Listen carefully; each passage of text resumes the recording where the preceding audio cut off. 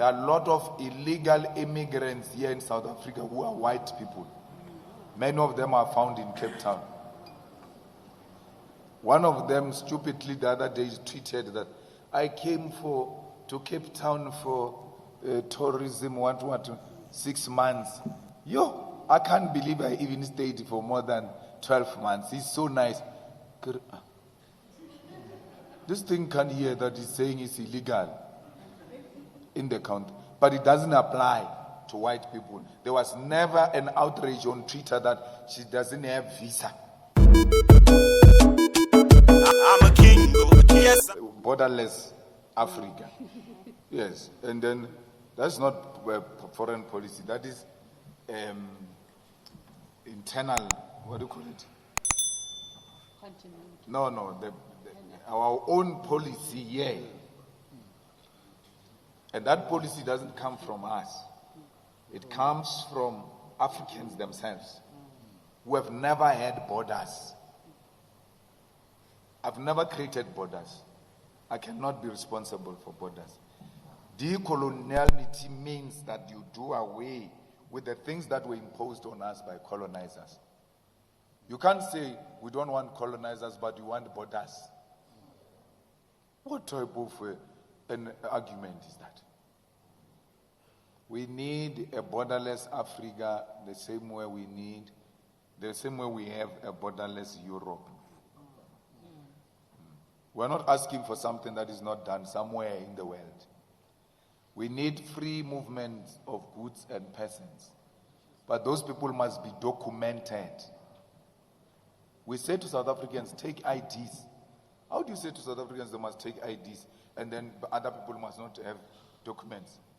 No one must move in South Africa or Africa without documents, so that we can locate you if there is a problem. So, if you are worried about the criminality, you are worried about drugs, you are worried about this and that, why are you not supporting that we must document everybody? Let's document them. Let's document them. All of us here, when we drive, when they stop you, they ask you to produce a driver's license. Produce your document. You never have a problem with that. Once police or law enforcement sees something suspicious, where are the papers? I am from Zane. You know from Zane, ID something. Where's the stuff? Police must have a right to randomly stop and search anyone. And when you are not documented, they must arrest you and go and document you. In that way, there won't be people who are roaming our streets here without documents, because that puts the life of South Africans in danger, and it puts the life of asylum seekers' lives in danger as well, including our own tourists. But the problem is that when we speak about borderless Africa, we're thinking about these black people and all of that. There are a lot of illegal immigrants here in South Africa who are white people. Many of them are found in Cape Town. One of them stupidly the other day tweeted that I came to Cape Town for tourism, 6 months. I can't believe I even stayed for more than 12 months. It's so nice. This thing can't hear that he's saying it's illegal in the country, but it doesn't apply to white people. There was never an outrage on Twitter that she doesn't have visa. Had a black person said that, or my brother, the way is so nice here in Hillborough. I didn't even renew my visas. Or was it here in South Africa? No visa, no nothing. You will go home the following day. Our own people will go hunting for that person. What I saw and saw. This way it is. Police must go. But I looked at that thing of that white lady with interest, and I wanted to see what is going to be the reaction. Nothing. Disappeared. If they can't find a way in controlling your life, Then they leave, they disappear, they leave you. Then you've got genuine business people who support, who are like, we are into this mission. One of the business people said to me, you know, these people who just disrupted EFF, they don't know how much they are hating us because this is a generational mission. Like, we're part of this. We are not politicians, but we're looking up to this day. And then when we start to do the things he's doing, we don't have any other way to go now. So you can hear this man just loves EFF and wants to see it succeed. You've got those who are scared to be victimized. Scared to be victimized because they trade with the state. There's no one, by the way, who doesn't trade with the state.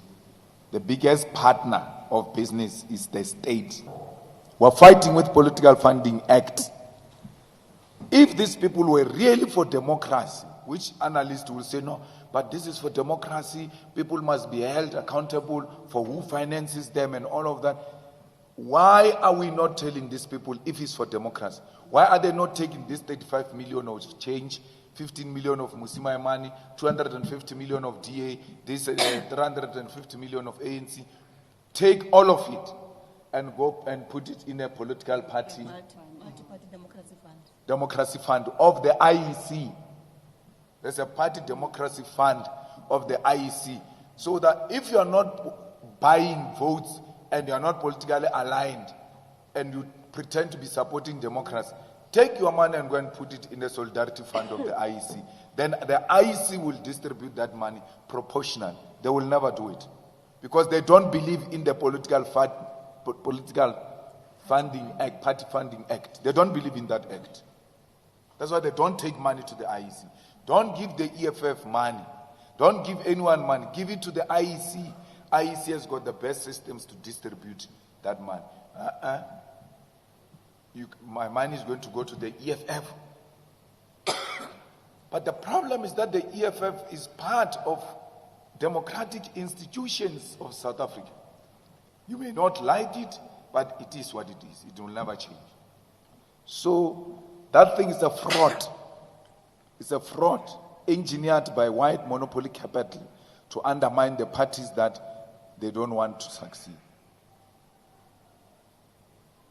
So EFF has to survive through creative means that will not compromise it to raise the funds.